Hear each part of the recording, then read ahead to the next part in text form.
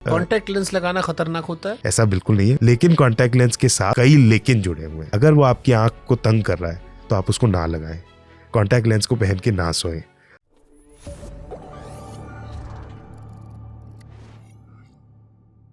बहुत बढ़िया चीज़ है।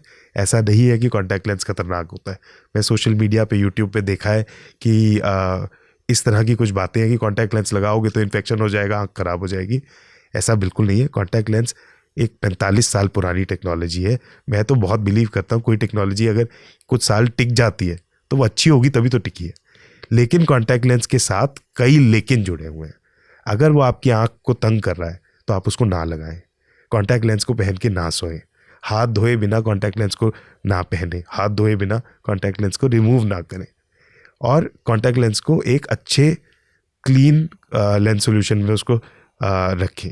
आँख में थोड़ी सी भी इरिटेशन हो तो कॉन्टैक्ट लेंस को निकाल करके डब्बे में वापस डाल दें। अगले दिन आई टेस्ट ज़रूर कराएं। कॉन्टैक्ट लेंस की वजह से हुए हुए इन्फेक्शंस बहुत खतरनाक है। बहुत कॉमन नहीं है बट बहुत खतरनाक है। सो कॉन्टैक्ट लेंस लगाएं सावधानी बरत के। Too much precautions. और धूप, गर्मी, बरसात? ऐसा तो कोई प्रॉब्लम नहीं है, आप लगा सकते हैं। धुएं में हो सकता है कॉन्टैक्ट लेंसेज के साथ आपको थोड़ी सी इरिटेशन ज़्यादा हो। कॉन्टैक्ट लेंस की एक प्रॉब्लम है, हमारी जो आँख का कॉर्निया है, ये जैसे हमारा पूरा शरीर सांस लेता है फेफड़ों से, लेकिन कॉर्निया एकमात्र ऐसी चीज़ है जो कि सांस लेता है हवा से। क्योंकि इस कॉर्निया के अंदर एक क्रिस्टल क्लियर है, कांच की तरह, इसमें कोई खून की नाड़ियाँ नहीं है। तो फेफड़ों से आने वाली ऑक्सीजन वैसे खून के रास्ते आती है। कॉर्निया जो है वो खुद ही हवा से सांस ले लेता है। जब इस कॉर्निया के ऊपर हम कॉन्टैक्ट लेंस पहना देते हैं तो इसको सांस आनी थोड़ी कम हो जाती है। बहुत सारे अभी लेंसेज हैं जिनके अंदर ब्रीदेबिलिटी, गैस परमिएशन बहुत ज़्यादा है, स्टिल नेचुरल जैसा अच्छा तो नहीं है।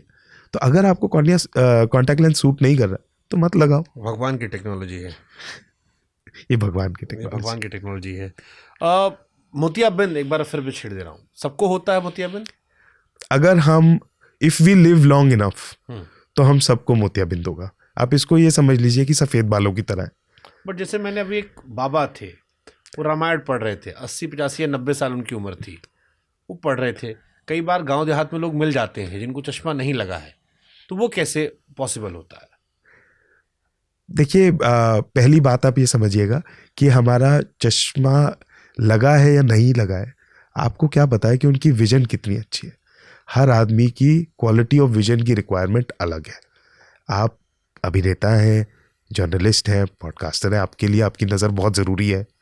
एक सर्टन क्वालिटी ऑफ विजन से कम जैसे ही होगी तो आपको स्क्रीन पे लिखे हुए लेटर्स पढ़ने मुश्किल हो जाएंगे, टेलीप्रॉम्प्टर पढ़ना मुश्किल हो जाएगा, अखबार पढ़ना मुश्किल हो जाएगा, फ़ोन देखना मुश्किल हो जाएगा। आपके लिए क्वालिटी ऑफ विजन बहुत इंपॉर्टेंट है। मैं सर्जन हूँ, मेरे लिए शायद और ज़्यादा इंपॉर्टेंट है। मैंने गांव देहात में भी प्रैक्टिस किया है अपनी यंग एज में। वहाँ पे जो फार्मर होते थे उसके पास 2 गायें हैं, 2 भैंस हैं। अब उसको बस ये पता चल जाए कि दोनों की 2-2 हैं तो उसकी विजन बहुत है। नहीं, बट जैसे मैंने जिक्र किया जिन बाबा जी का, वो नहीं रहे, वो काफ़ी बूढ़े थे और वो रामायण पढ़ते थे। और रामायण जब पढ़ते हो ऐसे पढ़ते हो। मैंने कई ऐसे लोगों को देखा गांव देहात पे जो चश्मा नहीं लगाया बट पढ़ते वक्त लगाते थे जी, बट तो बाबा नहीं लगाते थे। और मेरे लिए बड़ा हैरान का विषय था कि यार इस उम्र तक चश्मा नहीं है। ऐसा हो सकता है। कैटरैक्ट ज़रूरी नहीं है सफ़ेद मोतिया सबको सेम एज पे आए। जैसे किसी को यंगर एज में आ सकता है, जल्दी होगा 45 से 55 साल के बीच में। एक नॉर्मल एज होगी एनीवेयर बिटवीन 55 to 75, और लेट एज होगी कि 75 से भी लेट आ रहा है। इसके कुछ फैक्टर्स हो सकते हैं। कुछ जेनेटिक्स एक पार्ट प्ले करेगा कि कुछ ऐसे लोग हैं उनकी जीन्स ऐसी हैं कि उनको कैटरैक्ट लेट ही होता है। कुछ एनवायरमेंटल फैक्टर्स हैं कि उनकी डाइट हमेशा से अच्छी रही, कोई नशीले पदार्थों का उनका सेवन नहीं था, स्ट्रेस ज़्यादा नहीं था, तो लोग देखने में यंग भी तो दिखते हैं ना। 70 साल की उम्र में भी आजकल लोग ऐसे दिखते हैं कई कि आप सोचोगे कि ये तो शायद 45-50 का होगा। हाँ, ऐसे ही हमारे कुमार विश्वास जी 60 के आसपास होने वाले, में 30 के दिखते हैं। एकदम। सो ऐसे ही मनोज तिवारी को आप देख लीजिए, मनोज वाजपेयी को आप देख लीजिए, वो जवान दिखते हैं। महेश बाबू साउथ के, सब बूढ़े ही नहीं हो रहे हैं। सो ऐसे अगर किसी का लेंस जवान दिखता रहेगा तो वो लेंस जवान देखता भी रहेगा। ऐसा भी हो सकता है। कैटरैक्ट थोड़ा जल्दी भी आ सकता है, किसी को लेट भी आ सकता है। आंखों से जुड़ा सबसे बड़ा मिथक क्या है? आंखों से जुड़े तो बहुत सारे मिथ हैं। हम ये सोचते हैं कि अगर बच्चे को जैसे चश्मा लगा हुआ है, चश्मा नहीं पहना तो नंबर बढ़ जाएगा।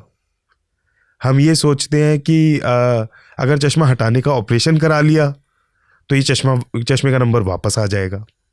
हमारे को ऐसा लगता है कि भाई बहुत सारी हम आलतू फालतू की चीज़ें, कुछ कई तरह की ऐसी दवाइयाँ, पदार्थ की ये आँख में डाल लेंगे, लार लगा लेंगे, इन सब चीज़ों से कुछ फ़र्क पड़ जाएगा। आँखों को खूब धोना चाहिए, उससे आँखें अच्छी होंगी। आँख को कुछ भी नहीं करना चाहिए। अगर प्रॉब्लम हो तो डॉक्टर को दिखाना चाहिए, उसका इलाज कराना चाहिए। प्रॉब्लम नहीं हो तो हर 2 से 3 साल में एक रूटीन आई टेस्ट कराना चाहिए, जानने के लिए कि आँख के अंदर कोई छुपी हुई बीमारी तो नहीं है। जब तक कोई दिक्कत ना हो उसका ट्रीटमेंट नहीं करना चाहिए। Okay.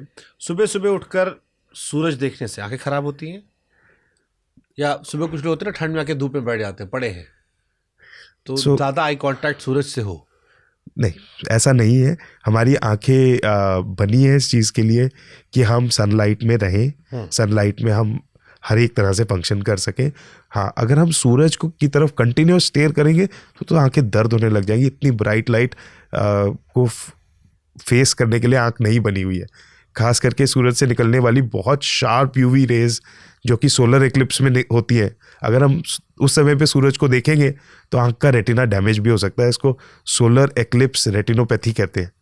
But apart from that वैसे सूरज की किरणों का बहुत ज़्यादा नुकसान ऐसा नहीं है कि हम पार्क में नहीं बैठ सकते, आराम से धूप नहीं सेक सकते, आंखों को ऐसे कुछ भी नहीं होगा। कम रोशनी में पढ़ाई करने से या कम रोशनी मोबाइल चलाने से या काम करने से आंखें खराब होती है? इसके ऊपर बहुत रिसर्च है और जो अंडरस्टैंडिंग है वो डिबेटेबल है कि क्या एक्चुअली कम रोशनी में हम अगर पढ़ते हैं तो इससे आंखें खराब होती है, नंबर बढ़ जाता है या नहीं। डेफिनेटली ये तो होता है कि स्ट्रेन ज़्यादा पड़ेगा, सिर ज़्यादा दुखेगा, थकावट ज़्यादा होगी, आप परेशान होगे। क्या इसी की वजह से आपका नंबर आ रहा है?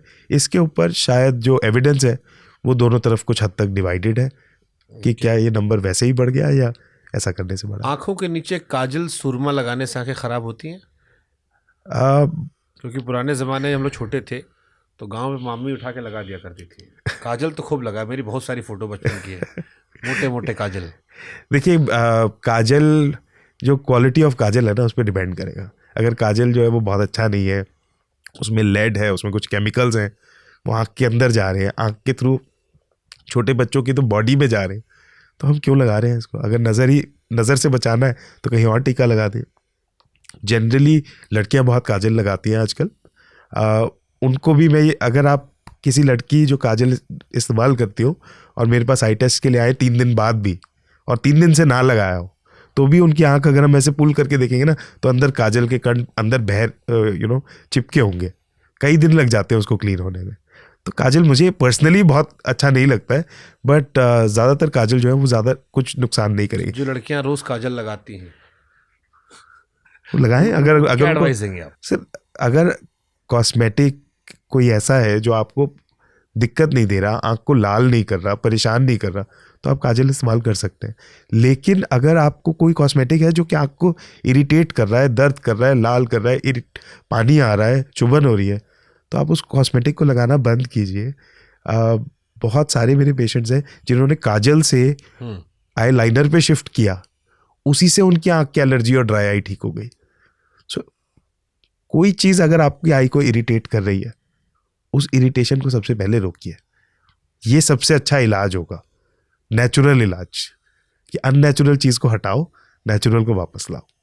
लेकिन अगर आंख में कोई बीमारी हो गई है तो अब नेचुरल को छोड़ो, डॉक्टर को दिखाओ, मेडिसिन लेके इसको ठीक किया जाए। ओके।